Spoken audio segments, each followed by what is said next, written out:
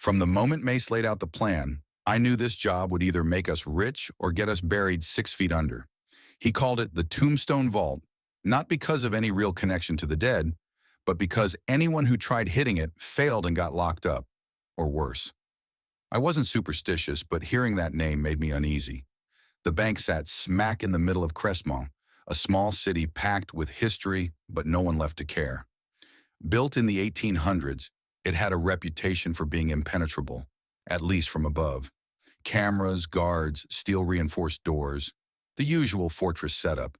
But Mace wasn't a man to come through the front door. His pitch came to us in the basement of our regular dive bar. "Why fight walls when you can go under them?" he said, spreading blueprints across the beer-stained table. The map showed the sewer lines, the gas mains, and finally, the forgotten storm tunnels running beneath Crestmont. "Where'd you get this?" I asked. Mace's grin was sharp as broken glass. "An old city planner who liked blackjack too much." I nodded, but something gnawed at me. A bank like this, untouched for decades, felt too available. Mace assured us no one had made a play for it in years, and after a few more rounds of bourbon, even I believed him. It was me, Mace, Sonia, and Calloway, our tight crew. No guns, no noise. Just dig, take, leave. 2 weeks later, the job began. We rented a ramshackle auto repair shop a block from the bank. From there, we started digging. Calloway was the muscle, a human bulldozer when it came to hauling earth and smashing through the occasional layer of concrete. Sonia handled ventilation, making sure we didn't choke ourselves out in a pile of dust. My role? Foreman. I knew how to keep things moving, keep people in line, and fix problems. And Mace kept us dreaming of what was at the end of that tunnel. The dig took longer than expected. Crestmont's soil was clay-heavy and stubborn, and the storm tunnels weren't as forgiving as Mace promised. We reinforced every wall with plywood and steel rods, rigging lights as we burrowed beneath the streets. The deeper we went, the hotter it got, sweat pooling on our backs as if the earth itself was fighting us. Still, I let the work drown out the whispers in my head. About halfway through, Sonia found something strange. She was running wires for the lights when she noticed it. Graffiti scratched into a tunnel wall, decades old, almost worn smooth. "What the hell is this?" she called out. We crowded around it, a single phrase carved into stone. "Go back." I frowned. "Old kids messing around down here, probably." Sonia wiped her forehead. "Doesn't feel like it." Mace brushed it off with a laugh. "Every ghost story starts with, 'Don't go there. Forget it.'" Still, we moved forward. After 10 days of digging, shoring, and not sleeping, we finally broke through the last few feet of earth and hit reinforced concrete. "Vault wall," Mace whispered in awe, tapping it with his knuckle. It echoed solid and promising. That was the moment the exhaustion washed away. We did it. We tunneled beneath a century-old bank, and there wasn't a single cop in sight. Calloway fired up the pneumatic drill, and after 3 hours of screaming metal and cracking stone, the wall caved. A hole just big enough for us to squeeze through yawned open into darkness. I slid through first. My flashlight cut through dust and revealed the impossible. The vault was empty, no cash, no gold, just the cold emptiness of concrete and steel. My heart hammered as I swung my light around, searching for something, anything to explain it. And then I saw it. A tunnel on the far side of the vault, jagged and unfinished, like someone had tunneled out. "Someone beat us here," I murmured. Mace crawled in after me, his face pale. "What are you talking about?" I pointed the beam at the second tunnel. Mace's eyes widened. "No way, that's not possible." Sonia and Calloway dropped in, their faces echoing my disbelief. Calloway rubbed his jaw. "You're telling me some other group just happened to tunnel into the same damn vault? Why didn't we hear about it?" "Good question." Mace muttered something under his breath, then moved toward the far tunnel, shining his flashlight inside. "Doesn't matter. Maybe they missed something. Maybe." He stopped cold. "What?" I asked, stepping up next to him. That's when I saw it. A body. Crumpled at the tunnel entrance was a man, or what was left of him. His face was bloated and twisted, his mouth open in a silent scream. It didn't look like he'd been shot. It looked worse. Sonia gagged. What the hell happened to him? I shook my head, forcing myself to focus. Could be gas in the tunnel. Or... But as I moved my light across the vault floor, I saw it. Tiny black tripwires crisscrossing the space like spider silk, almost invisible. Traps. Back out, I snapped, my voice sharp as a blade. Back out now. Calloway cursed. What are you talking about? They left it rigged, the other crew. They didn't finish because something happened to them, but they trapped the vault before they went. I took a step back, careful to avoid the wires, and turned to face Mace. He looked like a man caught between greed and terror. We have to leave, I said. There's nothing here but a grave. Mace shook his head. No way. There's got to be something. He reached into the tunnel, his flashlight sweeping desperately. And that's when I heard the faintest click, a sound so small it could have been nothing. But we all froze. Sonia whispered, "What was that?" I didn't answer. The tripwire was invisible to Mace's frantic eyes. His foot had nudged it, just barely. And suddenly the vault wasn't silent anymore. A mechanical whir began to hum through the walls, growing louder. Calloway stumbled back, his voice panicked. What the hell is that? From the second tunnel, something hissed, like gas being released into the air. Move! I yelled, shoving Sonia toward the hole we'd made. The four of us scrambled, a mess of limbs and curses, fighting to get back into the tunnel we dug. My chest burned as I crawled, dragging myself through dirt and plywood, the sound of that terrible hiss following us like a scream. I glanced back once, just once, and saw the body in the tunnel twitch. And then I didn't look again. We barely made it back to our tunnel before the hissing turned into something worse. A low rumble vibrated through the vault like a sleeping beast waking up. Behind us, I swear I heard a rush of air, and something metal slamming shut. Maybe vents, maybe doors. Whatever trap the last crew had triggered, it was coming for us. Go! Go! I shouted, shoving Calloway forward. The plywood walls groaned as we scrambled through the narrow tunnel, dirt raining down from the ceiling with every movement. Sonia was ahead, breathing hard, her boots scraping against loose soil.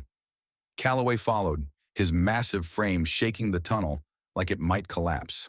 Mace came last, swearing under his breath, his voice ragged. What the hell was that? Sonia yelled back, not stopping. I couldn't answer her. Not yet. I just focused on crawling forward, one hand in front of the other, trying not to think about what had just happened. My brain replayed the image of the bloated corpse, that grotesque scream frozen on its face. Gas? Some kind of poison? Or something else entirely? But there was no time to think. The further we pulled ourselves from the vault, the fainter the hissing became. The rumble faded too, swallowed by layers of dirt and distance. Only then did we pause, one by one, to catch our breath. We sat there in silence, covered in grime and sweat, our lights flickering. Calloway leaned back against the plywood wall, his chest heaving like a bellows. Jesus, what was that? That body, it looked like he was cooked from the inside. Sonia wiped her face with the back of her hand, streaking dirt across her cheek. You saw those wires, right? It's like they booby-trapped the whole damn vault. Mace sat hunched over, elbows on his knees, breathing hard. Another crew beat us. They left us a nice little surprise, too. Hell, maybe they set the gas off. Doesn't matter, I said, cutting through the chatter. What matters is we're not going back. There's nothing in that vault worth dying for. Mace looked up sharply. Nothing? How do you know that? Maybe they just didn't finish the job. I couldn't believe what I was hearing. Did you miss the part where someone already died down there? He stood up, towering over me in the narrow space. What I saw was a vault no one's cracked in over a century. You think whoever booby-trapped it left empty-handed? No chance. They found something and rigged the place after the fact. The body? Collateral damage. Collateral damage? Sonia snapped, her voice rising. What kind of psycho says that? The guy looked like his insides melted. Do you really want to join him? Mace's face twisted into a grimace. He opened his mouth to argue, but Calloway cut in, his low voice breaking the tension. He's right, man. Whatever killed that guy is still down there. Doesn't matter if it's gas, traps, or whatever. That vault's a tomb. For a second, no one spoke. Finally, Mace let out a bitter laugh. Fine. You all want to walk away? Go ahead. But we're down 2 weeks and 30 grand digging this tunnel, and I'm not leaving empty-handed. My patience snapped. And what's your plan, huh? You want to step on another tripwire? Trigger another death trap? Mace didn't answer. He just turned and started walking back toward the vault. Sonia grabbed his arm. Mace, don't be stupid. He shrugged her off. You can all crawl back to the surface like cowards, but I'm finishing what we started. Mace, I don't need you, he spat, his voice cutting through the stale air. I'll do it myself. And with that, he disappeared back into the dark. We stood there for a moment, stunned. Calloway broke the silence. Let him go. You can't fix stupid. But I couldn't let it rest. You know he's not coming back, right? I said quietly. Not alive anyway. Sonia looked at me, her face pale under the dirt. So what do? We just leave him? It wasn't that simple. Mace was reckless. Yeah, but he was still one of us. If we walked out and he died, that blood would be on our hands even if he'd earned it.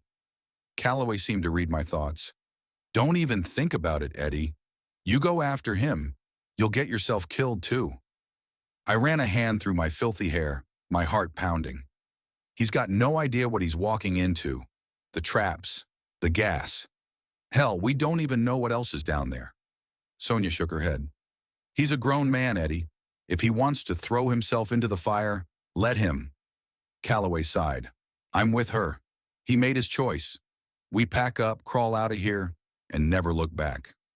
For a second, I thought about agreeing. Climbing out of that tunnel, leaving Mace to his fate, but I couldn't. Not yet. Give me 10 minutes, I said finally. Calloway's brow furrowed. You serious? I'm not going back into the vault, I assured him.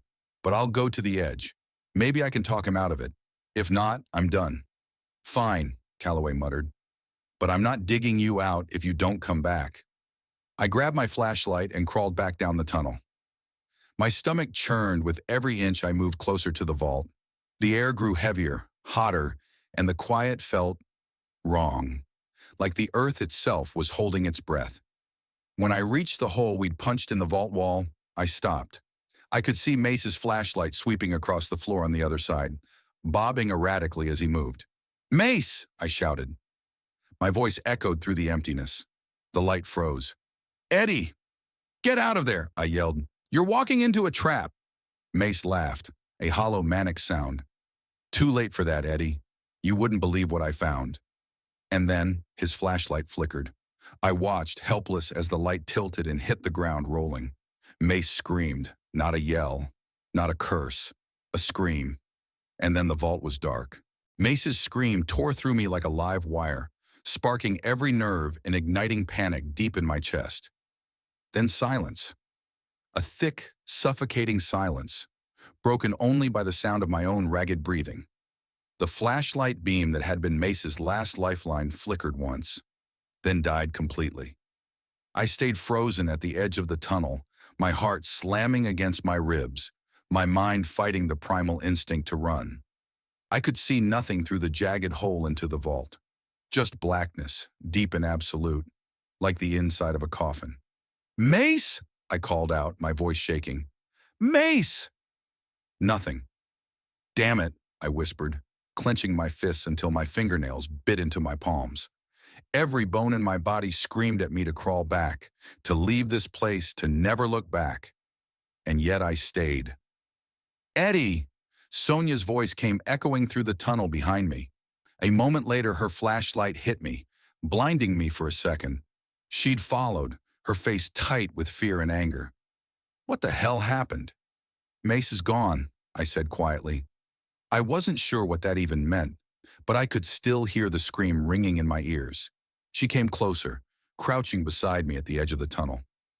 Calloway wasn't far behind, his massive frame filling the narrow passage as he knelt down to join us. Where'd he go? Calloway asked, his voice low. I pointed through the hole. Down there, his light's out. I think... I trailed off, not sure how to finish. Something happened. I don't know what. Calloway's jaw clenched as he peered into the darkness. You didn't hear him leave? I shook my head. He didn't leave. He screamed, and then nothing. Sonia swallowed hard. We're not going in there, Eddie. I looked at her, my skin crawling with the truth of her words. We can't just leave him. What if he's alive? What if he needs help? What if he's dead? She shot back, her voice shaking. You go in there, and you'll end up just like him. Whatever he triggered, whatever's in there, it's still waiting.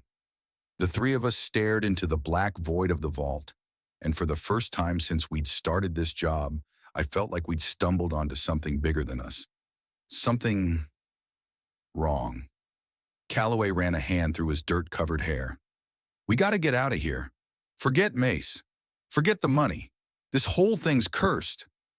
Sonia nodded, already inching back toward the tunnel. But I didn't move. Instead, I grabbed my flashlight, shining it once more through the hole. My beam landed on the floor inside the vault, the same cracked marble we'd seen earlier. Only this time, there was something different. A faint smear of red trailed across the floor. Blood. Fresh. Leading toward the far end of the vault. I'm going in, I said, my voice firmer than I expected. Like hell you are, Sonia snapped. I turned to her. I don't care. Mace could still be alive. I'm not leaving him. Calloway shook his head. Eddie, listen to yourself. That place is a death trap. You go in there, you're not coming back. Then don't wait for me, I said simply. Before either of them could stop me, I dropped my flashlight through the hole and climbed through after it. Eddie, Sonia yelled, but it was too late. The second my boots hit the vault floor, the temperature seemed to drop. The air was thick and heavy, every breath tasting metallic, like rust and old stone. My flashlight beam cut through the darkness, shaky in my trembling hand. The vault was silent now. Whatever had taken Mace had retreated into the shadows. I forced myself to move, sweeping the beam across the room. The faint blood trail led to the left, toward a massive steel door set into the far wall, something we hadn't seen earlier. My gut twisted. The door hadn't just been hidden, it had been sealed. Someone or something had kept it shut for a reason. Mace, I called softly, my voice bouncing off the stone walls. I half hoped for no answer, but something answered anyway, a faint metallic clink from behind the sealed door. I froze. The flashlight trembled in my grip, the beam flickering. Mace, I whispered again. Another clink, like chains dragging across the floor. I took a step back, my mind racing. I didn't know what I'd expected to find down here, but it wasn't this. My instinct screamed at me to turn around, to get out before it was too late. But then, through the quiet, I heard something else. A faint, muffled voice. Help! Me! Mace. My stomach dropped. The voice was weak, barely audible, but it was him. He was alive. I turned toward the sealed door, shining my flashlight over its surface. Rusted steel, bolted shut, and covered in strange markings that looked almost ancient. Someone had carved symbols into the metal, deep grooves that twisted and turned like a maze. I couldn't make sense of them, but I knew one thing for certain. Whoever had built this vault had tried to lock something away. Hold on, Mace, I called, my voice echoing. I set my flashlight on the ground and pulled out my crowbar, jamming it into the seam of the door. I grunted, prying with all my strength, the metal groaning in protest.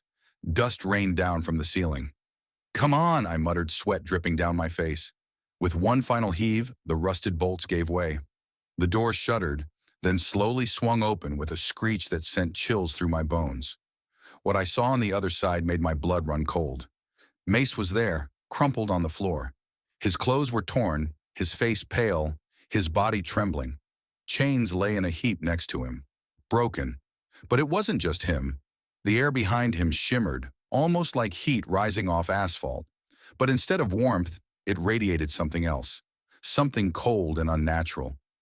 I couldn't see it, but I felt it. Mace looked up at me, his eyes wide and glassy. His lips moved, but the words came out in a whisper I could barely hear. You shouldn't have opened it. Mace's words cut through me like a blade. You shouldn't have opened it. My grip tightened around the crowbar as I stared at him.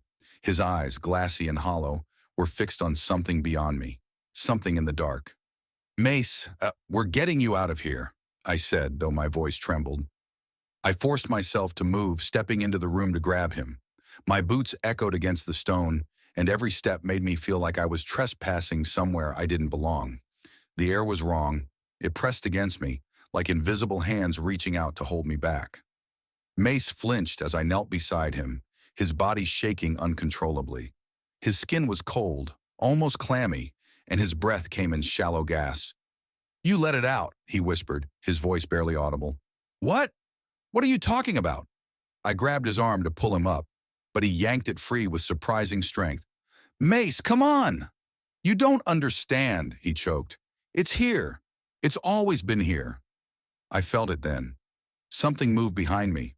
I didn't see it, but the air shifted, a cold rush brushing against my neck like a frozen breath. My flashlight, still resting on the floor, flickered wildly as if it were struggling to stay alive. I turned my head, and for a split second, I thought I saw something. A shape, a ripple in the air, like a shadow cast by something that wasn't quite there. Mace's screams shattered the silence. His body arched violently as he clawed at his own chest, his eyes rolling back. "It's inside! It's inside!" he shrieked. "Stop it!" I grabbed him, trying to pin his hands down, but he thrashed wildly, nearly throwing me off balance. His screams were deafening, echoing through the vault like a chorus of agony. And then, just as suddenly as they started, they stopped. Mace went limp, his head lolled to the side, his eyes open and vacant. I froze, my hands still gripping his shoulders. For a moment, all I could hear was the blood pounding in my ears. "Mace," I whispered. His mouth twitched, just barely. Then his voice, soft and not his own, slipped from his lips. "Run!" I stumbled backward, dropping him. My flashlight sputtered again, its beam cutting jagged shapes into the darkness. I grabbed it, sweeping the light wildly across the room. The shadows moved, not like normal shadows. They shifted, pulling away from the walls and floor as though they had lives of their own. A sound started to rise, low and droning, like a distant hum, but it grew louder with every second. My head pounded with the noise, my vision blurring. And then I saw it. It wasn't a shape, not exactly. It was absence, a void in the air that swallowed the light as my flashlight beam passed over it. Like looking into a hole in the world. The hum turned into whispers, too many voices speaking at once, too fast to understand. I stumbled backward, my boots scraping against the stone. "No," I whispered. "No, no, no." The shadows surged forward. I turned and bolted. I scrambled out of the sealed chamber, my flashlight bouncing wildly in my hand. The whispers followed me, growing louder, pressing into my skull. I didn't dare look back. The darkness felt alive, like it was reaching for me, trying to drag me back into that void. When I reached the opening in the vault wall, I clawed my way through, scrambling back into the narrow tunnel. My chest heaved, my breath ragged as I collapsed onto the dirt floor. "Eddie!" Sonia's voice rang out from the other end of the tunnel. I looked up to see her and Calloway staring at me in horror. "What the hell happened?" Calloway demanded, grabbing my arm to haul me up. "Mace, he's—" I stammered, my mind racing. "He's gone. Something's down there." "Where is he?" Sonia asked, her face pale. I shook my head. "He's not coming back. We need to go, now." They stared at me like I'd lost my mind, but I didn't care. "Move!" I shouted. They didn't argue. Calloway shoved Sonia ahead of him, and we crawled as fast as we could through the tunnel. I could still hear the hum behind me, vibrating through the walls. It felt like it was chasing us, slipping into the very air we breathed. When we reached the other side, the warehouse, I nearly collapsed onto the concrete. Sonia's flashlight swept over me, then back to the tunnel entrance. "What did you see in there?" she demanded. I couldn't answer. I sat there gasping, my hands trembling. "Where's Mace?" Calloway asked again, his voice low and sharp. "He's dead," I said finally, my voice hoarse. "And we're next if we don't get out of here." The hum had stopped. The tunnel behind us was dark and still, but I could feel it, like the lingering tingle after a static shock. Sonia exchanged a look with Calloway. We're not leaving without the score, Eddie. There's no score, I said, my voice shaking. The vault's empty, and whatever was in there isn't human. Calloway's expression twisted with anger. Are you out of your damn mind? We dug for months for this. You're telling me there's nothing? I'm telling you it's not worth it, I shot back. Mace is gone. That place is a trap. It's not a vault. It's a tomb. Sonia grabbed Calloway's arm. Eddie's right. We need to go. Calloway shook her off, his face red with frustration. Fine, but this isn't over. He shot me a look that could have melted steel. We'll be back. I didn't answer. I knew Calloway meant it, but he didn't understand what he was saying. None of us did. We left the warehouse in silence, the cold night air biting into my skin. I didn't look back at the tunnel. I didn't want to. Whatever had been waiting down there was awake now, and we'd opened the door. It wouldn't stay hidden forever. We left the warehouse behind, the weight of Mace's loss sinking into us like a stone tied around our necks. Sonia drove while Calloway sat in the passenger seat, staring out the window with a brooding silence. I was in the back, my head against the cold glass, fighting to keep my hands from shaking. Nobody spoke. The hum from that vault still rang in my ears, a phantom sound that wouldn't let go.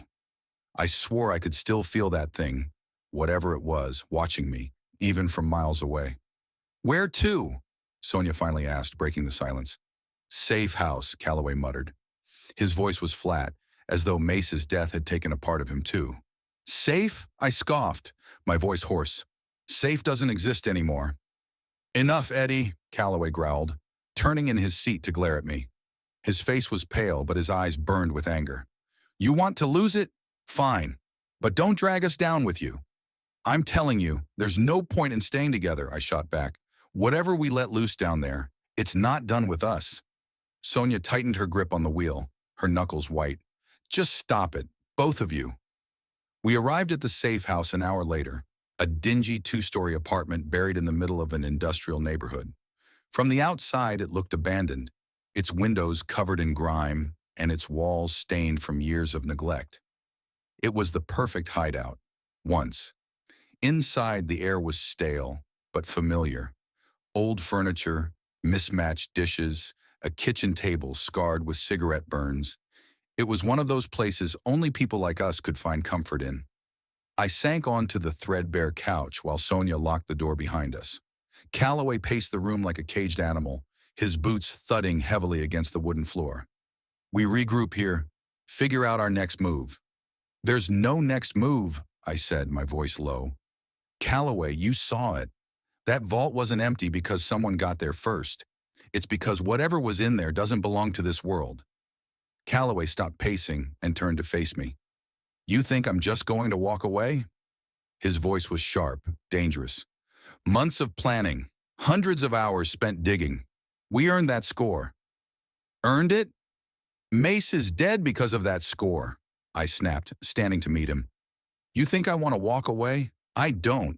But if you think there's anything to go back for, you're insane. Enough, Sonia barked, slamming her hand on the table. The room fell silent as she looked between us, her expression taut with exhaustion.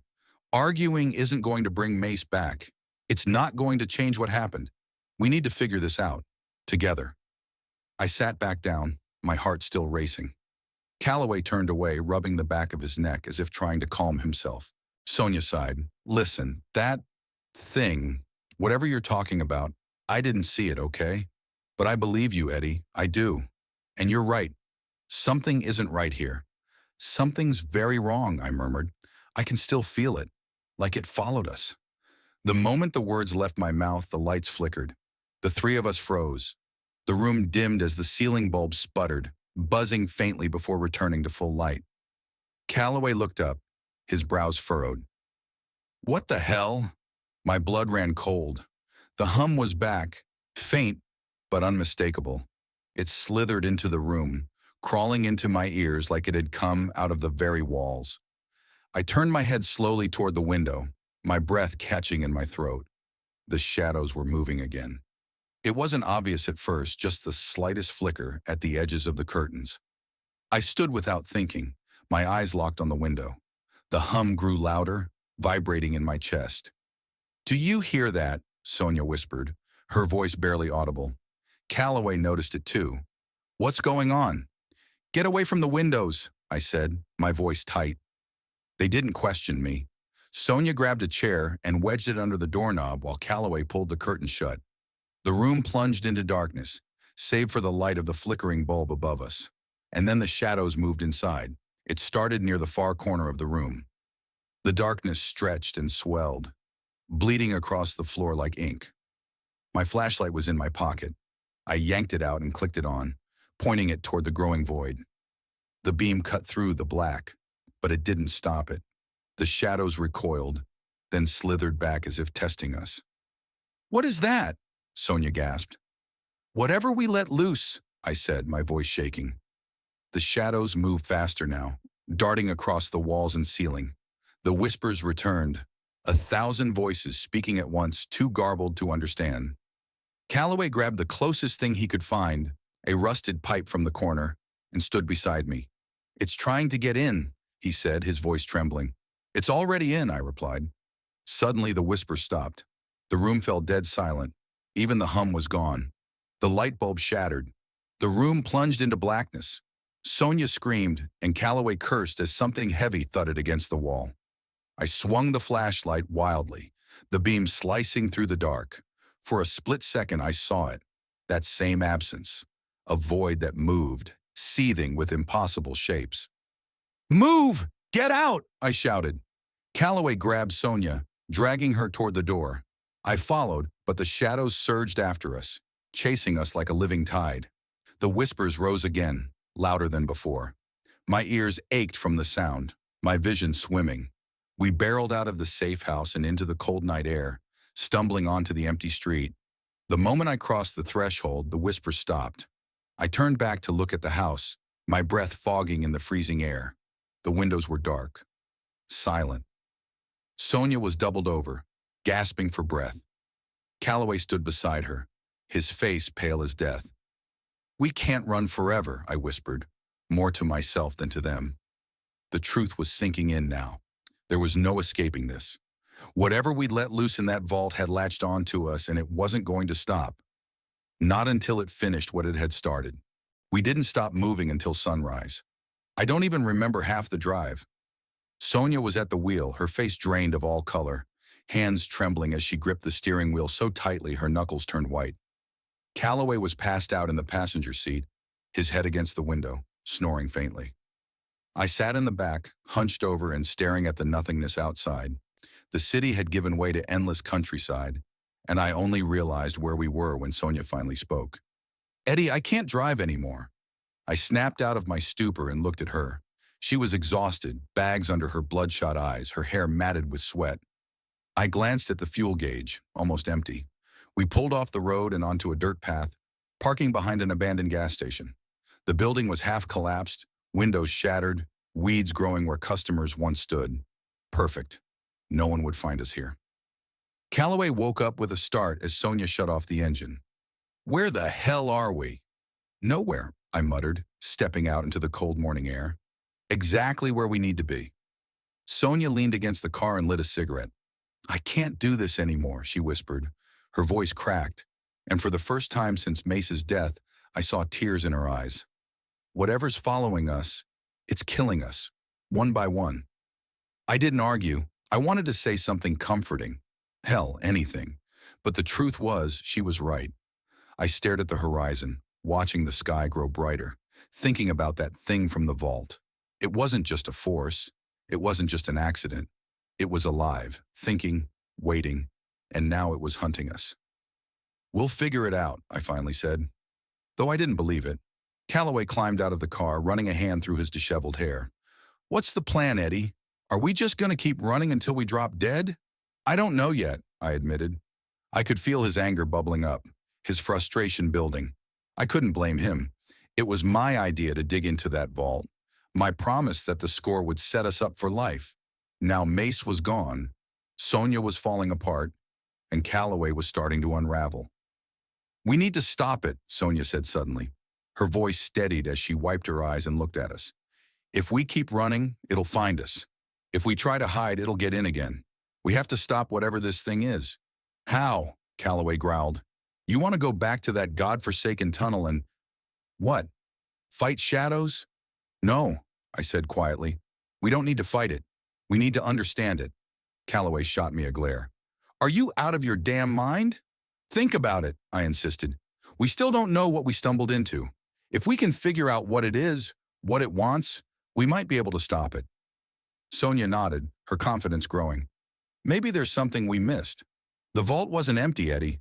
There was something in there. That hum, those whispers. It's connected to whatever was locked away. If we go back and dig deeper. You're insane, Calloway barked, cutting her off. You want to go back? To that place? You saw what it did to Mace. You saw what it did to us. Going back is suicide.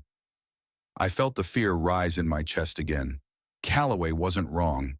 Going back meant dancing with death. But Sonia was right too. The only way to survive this was to stop running. There's no other choice, I said, trying to sound steady. This thing, this curse, doesn't stop until it takes us. All of us. We need to get ahead of it before it catches up. Calloway shook his head, his jaw clenching as he kicked a rock into the weeds. Fine, fine. But if we do this, we do it my way. I'm not dying for nothing. None of us are, I promised. The drive back to the city felt like marching toward the gallows. The roads were eerily empty, and every shadow we passed made my skin crawl. I kept my eyes glued to the rearview mirror, half expecting to see darkness swallowing the car whole. Sonia stayed quiet, focused on the road, while Calloway muttered curses under his breath. We returned to the tunnel entrance just before sunset. The sight was quieter than I remembered, but no less foreboding.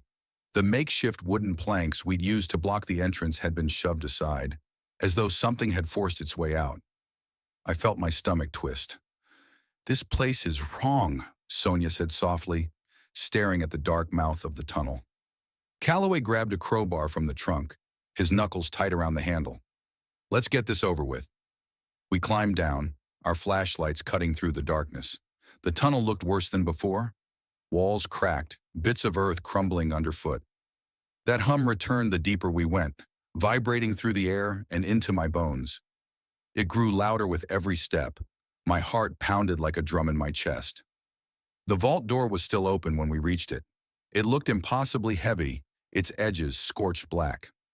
I shined my flashlight into the room beyond, and the beam hit something new, a strange, angular shape in the far corner. It looked like stone, but it pulsed faintly, as if alive. What the hell is that? Sonia whispered. Calloway edged closer, his flashlight flickering as he moved. I didn't follow. My instincts screamed at me to stay back. The hum was deafening now, rattling my teeth.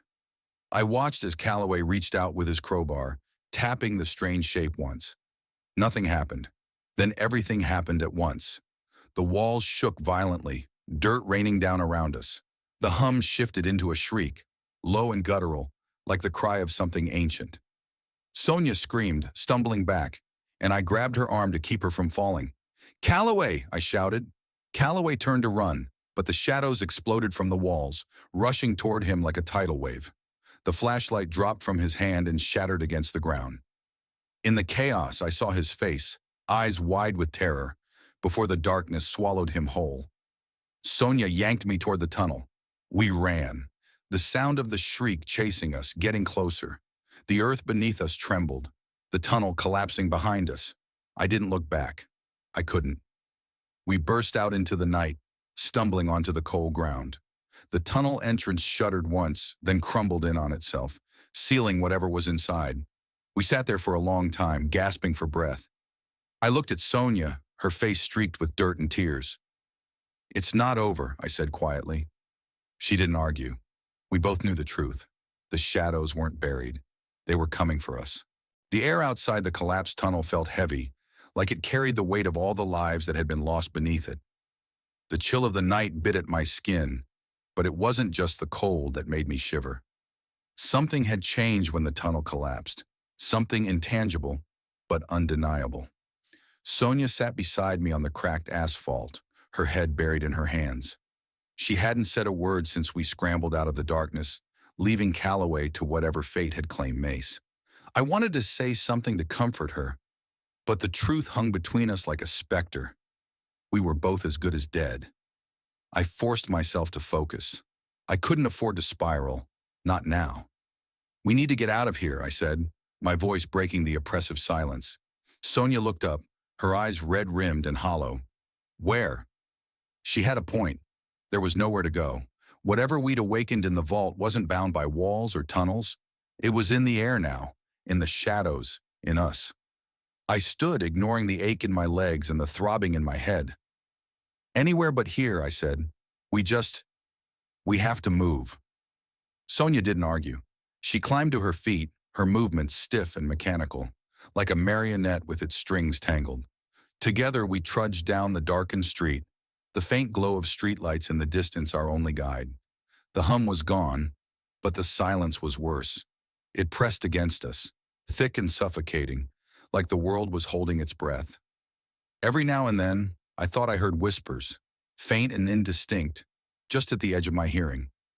I told myself it was my imagination, but I didn't believe it. We found a car parked a few blocks away, its driver's side door hanging open. The keys were still in the ignition, and the faint smell of cigarette smoke lingered in the air. I hesitated for a moment, wondering what had happened to the owner. But Sonia didn't wait. She slid into the passenger seat, her hands trembling as she fumbled with the seatbelt. "Are you sure about this?" I asked, climbing behind the wheel. She looked at me, her eyes hard and glassy. "Do you have a better idea?" I didn't. The engine roared to life, and we pulled onto the empty street. The city fell away behind us, its lights growing fainter with every mile. I didn't know where we were going, but it didn't matter. We just had to keep moving. The first sign that something was wrong came about an hour later. We were on a stretch of highway that cut through a forest, the trees casting long, skeletal shadows across the asphalt. The headlights of the car barely penetrated the darkness, and the road ahead seemed to stretch endlessly into nothingness. Then the fog rolled in. At first, it was just a thin mist clinging to the ground, but within minutes, it thickened into a dense wall of gray that swallowed the car. The headlights reflected off the fog, turning the world outside into a swirling void. "Eddie," Sonia said, her voice tight with fear. "I don't like this." "Neither do I admitted, gripping the wheel tighter. The hum returned, faint but insistent, vibrating in my chest. It was a sound I'd hoped never to hear again, but there it was, like a mocking reminder of what we'd left behind. "We should stop," Sonia said. "We can't," I replied. Stopping felt like giving up, like inviting whatever was out there to catch us. But the fog had other ideas. The car shuddered as if it had hit something, though the road ahead was empty. I slammed on the brakes, and the vehicle skidded to a stop. Sonia gripped the dashboard, her breath coming in shallow gasps. "What the hell was that?" she asked. I didn't answer. I threw the car into park and stepped out, the cold air hitting me like a slap to the face. The fog was everywhere, wrapping around me like a living thing. I could barely see the front of the car, let alone the road ahead. "Eddie, get back in the car!" Sonia yelled, her voice muffled by the fog. I ignored her, taking a few steps forward. The hum grew louder, the vibrations crawling up my spine. I scanned the fog, my heart hammering in my chest. That's when I saw it. A figure stood in the mist, just beyond the reach of the headlights. It was tall and thin, its outline blurred and shifting like smoke. I couldn't make out any details, but I felt its gaze on me, cold and unrelenting. "Eddie!" Sonia screamed. The figure moved. It didn't walk. It glided, its form rippling as it closed the distance between us. My legs refused to move, rooted to the spot by a primal fear that gripped me like a vice. The hum crescendoed into a deafening roar, and the figure raised an arm, its hand outstretched. I turned and ran. I dove back into the car, slamming the door shut behind me. "Go!" I shouted, but Sonia was already throwing the car into gear. The tires screeched as we sped away, the fog parting around us like a curtain. The hum faded, and the figure disappeared into the mist. But the fear lingered, settling into my bones like a sickness. "What was that?" Sonia asked, her voice trembling. I didn't have an answer. We drove until dawn, neither of us speaking. The hum was gone, but the memory of it hung heavy in the air. Sonia's hands were shaking as she gripped the wheel, and I could still feel the cold from the fog clinging to my skin. We finally stopped at an old motel on the edge of a small town. It was the kind of place where nobody asked questions, where people went to disappear. Sonia paid in cash, and we hauled ourselves into the room without a word. The silence between us was heavy, but I couldn't bring myself to break it. Sonia sat on the edge of the bed staring at the floor while I paced the room, my mind racing. The thing in the fog had found us. It was only a matter of time before it caught up again. "We can't keep running," Sonia said finally, her voice barely above a whisper. I stopped pacing and looked at her. "What are you saying?" She raised her head, her eyes hard. "We have to go back." Sonia's words hung in the stale air like a challenge. "Go back?" I asked. "Back to the tunnel? To that thing?" Her gaze was steady, even as her hands trembled. "It's the only way, Eddie. We unleashed it. If we don't stop it, it won't stop." She wasn't wrong. That thing wasn't going to let us go, not until it had finished with us. By the time we returned to the site, night had swallowed Crestman. The collapsed tunnel looked untouched. But as we descended, the hum returned, faint but growing stronger with every step. The vault loomed ahead, its scorched door still open. Inside, the air was thick, almost electric, and the shadows shifted unnaturally, retreating as we stepped closer to the stone in the corner. "That's it," Sonia whispered, her flashlight steady despite the tremor in her voice. "That's what's holding it." "What do we do?" I asked, gripping the crowbar in my hand. "We destroy it," she said, her voice trembling. "It's the only way to stop it." Her words felt like a gamble, but the whispers were rising again, and the shadows were closing in. I swung the crowbar with all my strength, the metal connecting with the stone. A crack split its surface, sending a shockwave through the room. The hum became a roar, the room quaking violently.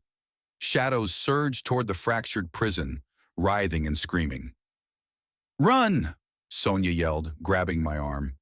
We scrambled out as the tunnel collapsed, the vault swallowed by the earth. The hum and whispers ceased, leaving behind an unnatural silence. Outside, we collapsed onto the ground, gasping for breath. Behind us, the ground had caved in, burying everything. "Did it work?" Sonia whispered. "I don't know," I said, staring at the horizon as the first light of dawn broke. "Let's hope we never find out." And with that, we left the vault and its secrets where they belonged.